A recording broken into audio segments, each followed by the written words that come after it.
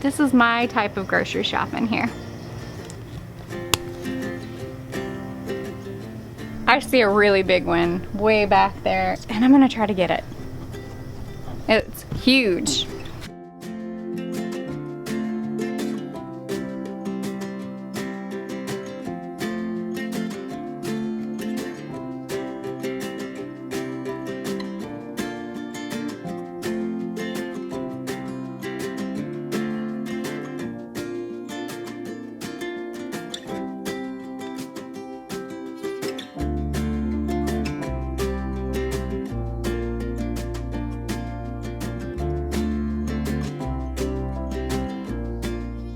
I think I'm gonna leave this until tomorrow or the next day, but it looks like we have close to around 20 Cherokee purple tomatoes that are all ripening at the same time.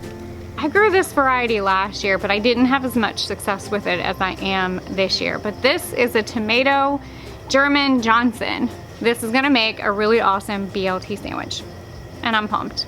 The other day when I started canning some of our tomatoes, now mind you, we are fairly new to canning. I do other types of food preserving, but canning is something that we're really excited to learn and be a part of and share with you guys. My really good friend Anne from A Farm Girl in the Making, she has so much knowledge when it comes to canning and preserving. She writes blogs pretty regularly, and she's a published author. She wrote a really awesome book that we have been following when it comes to canning and preserving. Now, she posted something the other day that was completely amazing, and I will share the link down below with you guys. I'll probably crop in a picture too to share with you guys how she does this. But she shared in one of her latest blog posts about harvesting green tomatoes, and I really enjoy a fried green tomato. Well, she actually took a green tomato, sliced it, canned it, so that she can actually enjoy fried green tomatoes during fall and winter. Isn't that such an awesome idea? We are gonna do that. I'm gonna try. I have a few tomatoes that I accidentally knocked down that I did try, that I am trying to ripen, but I don't think it's gonna happen. So we are gonna try to slice them and can them and preserve them so I can have fried green tomatoes in the middle of a snowstorm.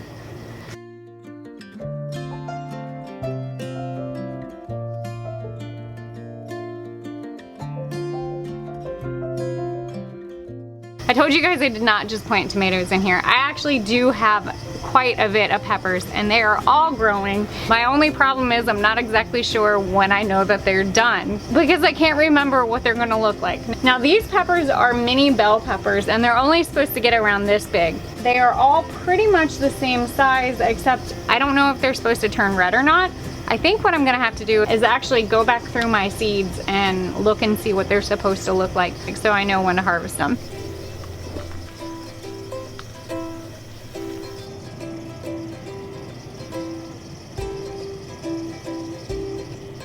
We did go ahead and start the seeds for our fall garden. Some of the plants that we decided on planting is a couple of different squash, and our cabbage, kale, Brussels sprouts, broccoli, and a few different types of bok choy as well, to see how well they're gonna do here in the greenhouse. My intentions are I'm gonna actually plant some stuff in here, actually, and then I'm also gonna use my raised beds. Now, in the raised beds, we went ahead and planted more carrots, more of our lettuce, Swiss chard. My plan is to leave one entire bed open that I can plant more garlic. We had pretty good success this last year with harvesting garlic, and that's something that we definitely eat a good bit of. Let's go bring these tomatoes in, and I'll show you guys the start of our pantry.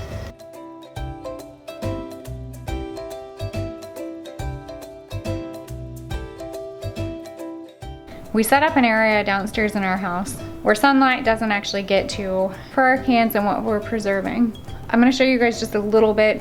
We are ramping up in this, and I am anticipating these shelves being completely stocked with things from our garden.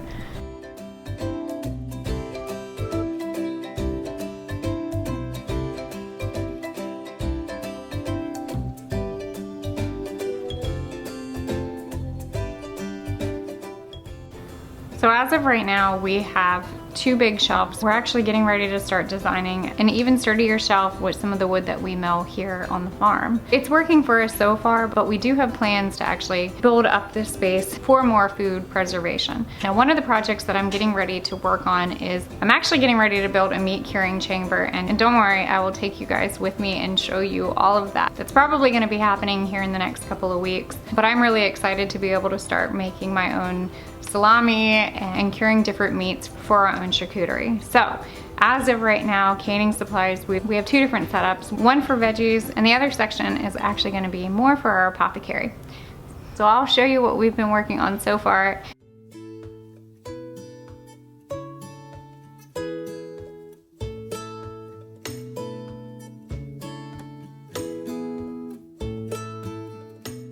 We use like 6 different varieties of tomatoes for our salsa.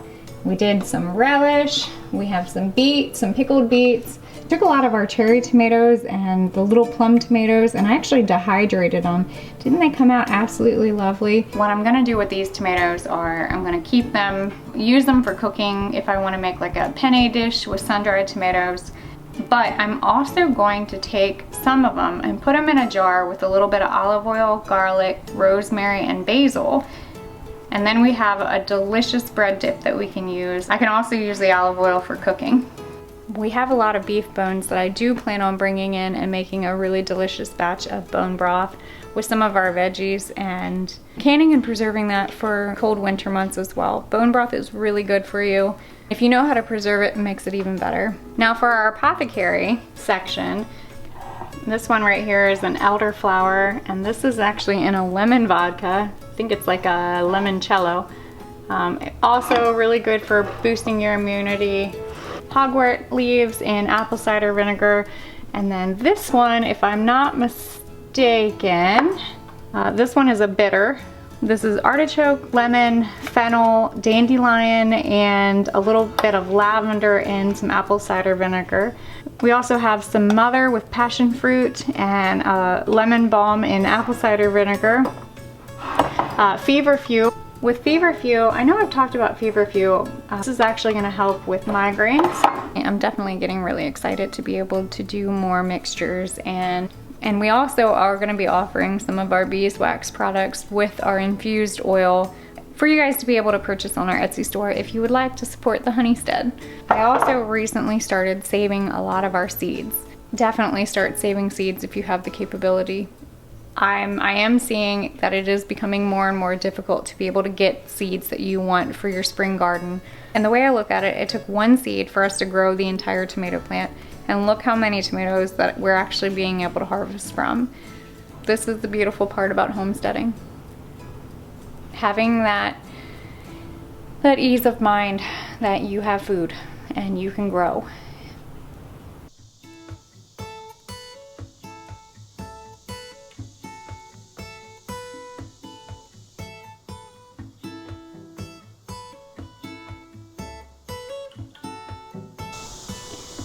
Looks like this little bumblebee is taking a nap.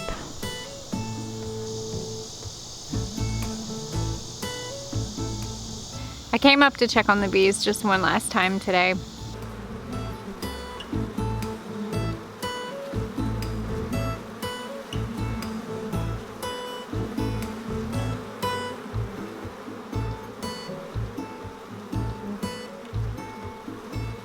I had all intentions of doing a hive inspection, but from the looks behind me, I think that they're doing okay.